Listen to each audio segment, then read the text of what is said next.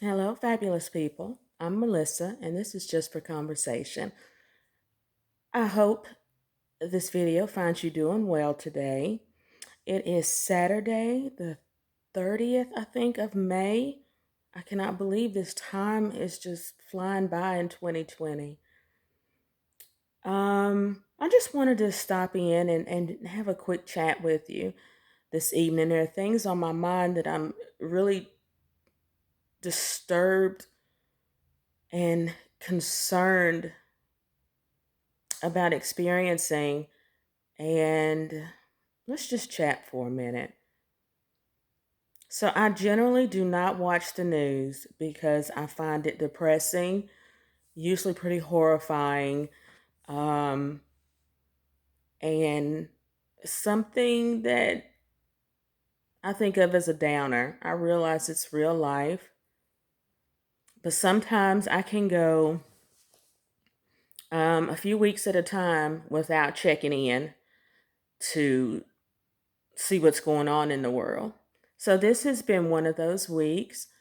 I have been working on my future, and my head's been down all week trying to get my life, so to speak. Friday, Thursday night, Thursday evening, I accidentally stumbled across something on YouTube that was talking about protests uh, over another black man being killed, riot in the city's on fire, police department destroyed. And I thought, what in the world? So I stopped what I was doing and paid attention, and I was floored. I was heartbroken to see the images that were put out on the news of what looked like a war zone in a third world country. I was even more bothered and upset by getting up to speed about Mr. George Floyd and what happened to him this week. Seeing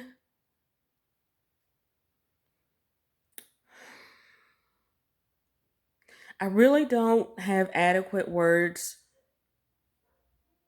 to speak on my confusion, my pain, the disdain, the horror of seeing what happened to this man at the hands of law enforcement. I was mortified actually watching the video of this officer on his neck while this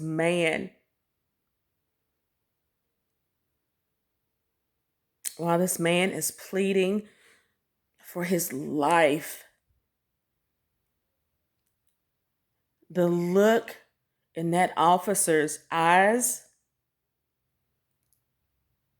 him gazing at the camera as if this was his proudest moment, it made me shiver. It gave me chills. That was the devil. That was sinister evil that I haven't seen before.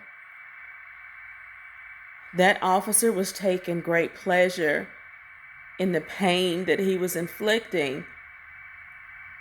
You could practically see his chest stuck out.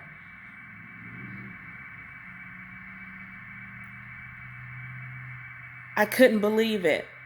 I literally was floored. I didn't have words for what I was watching. As a black woman living in the southeastern US, It is painful to see that this stuff happens in our world. I'm not understanding what is going on. I'm not understanding where it is that we live and why people think that this is okay. Even seeing the bystanders trying to get him help.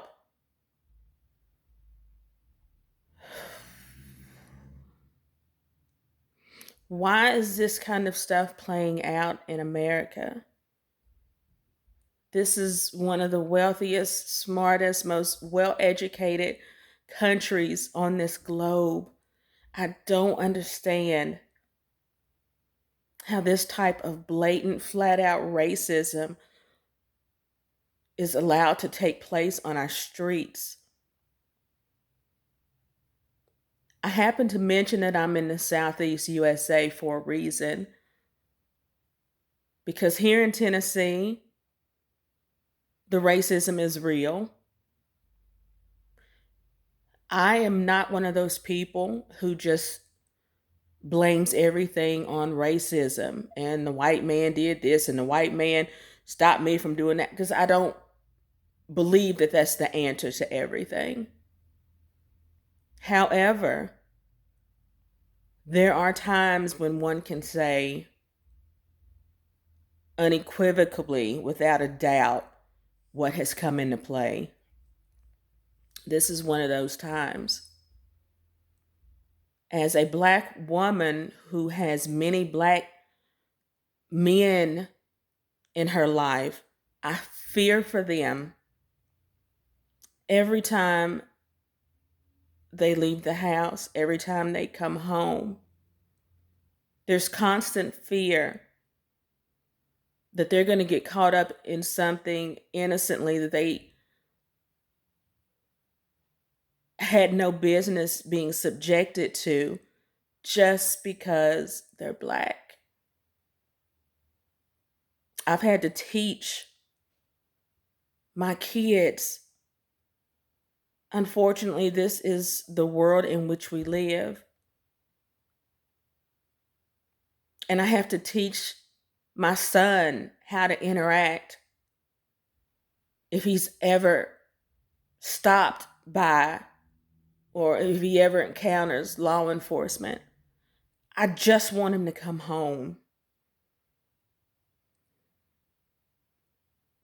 I think this is especially hard right now because there was an incident in which I was involved in my recent past where I was the only Black person in a situation of extremely disrespectful, belligerent, bullying, intimidating white people who thought that they could control me and make me fear. It hurt me because never in my life had I experienced anything so unbelievably obvious.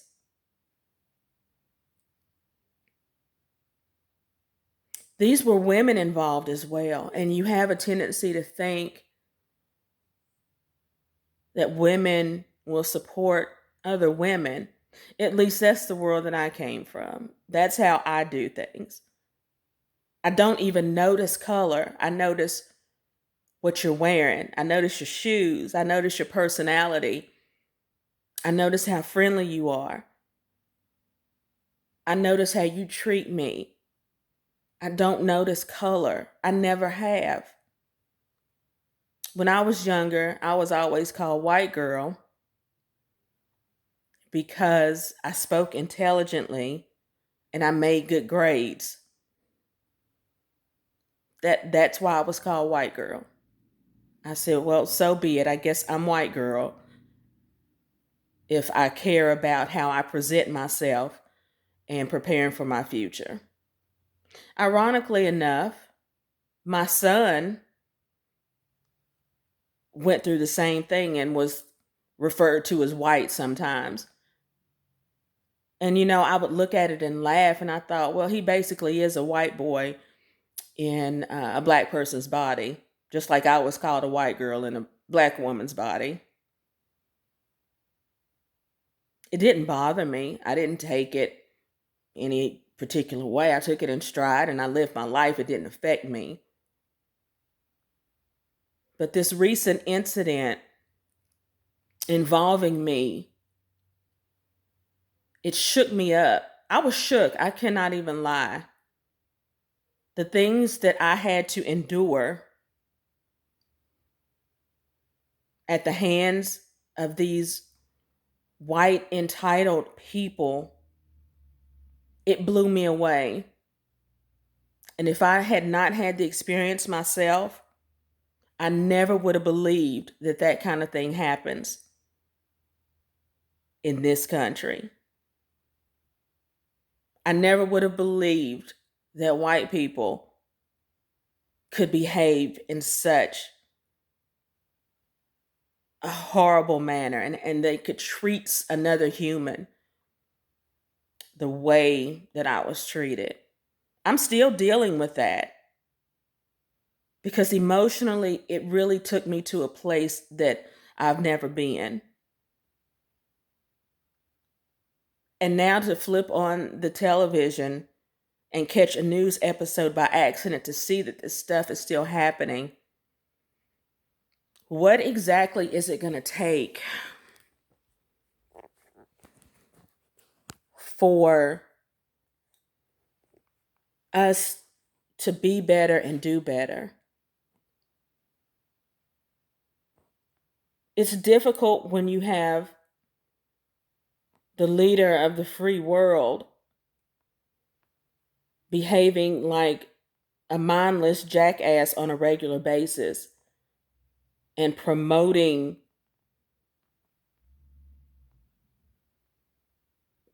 bad behavior. When people see their president do it, why can't I do it? He does. Yeah, he's right. I'm with you, President.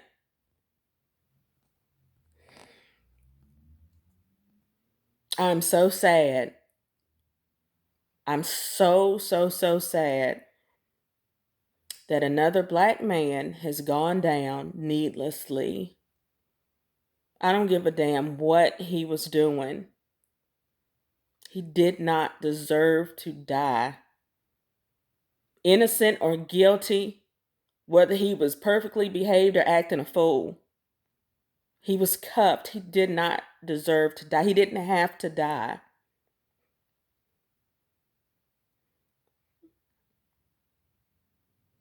What do we do, y'all?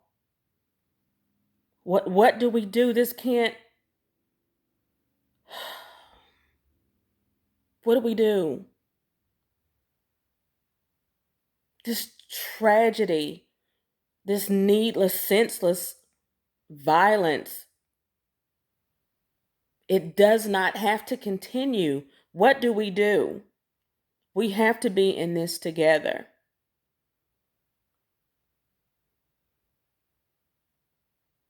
Having those conversations with my son is so hard.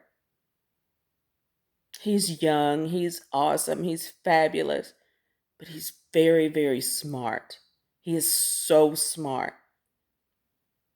He minds his own business, and I'm terrified that he's just going to be in the wrong place at the wrong time, or he's going to be mistaken for some bank robber while he's walking on about his business.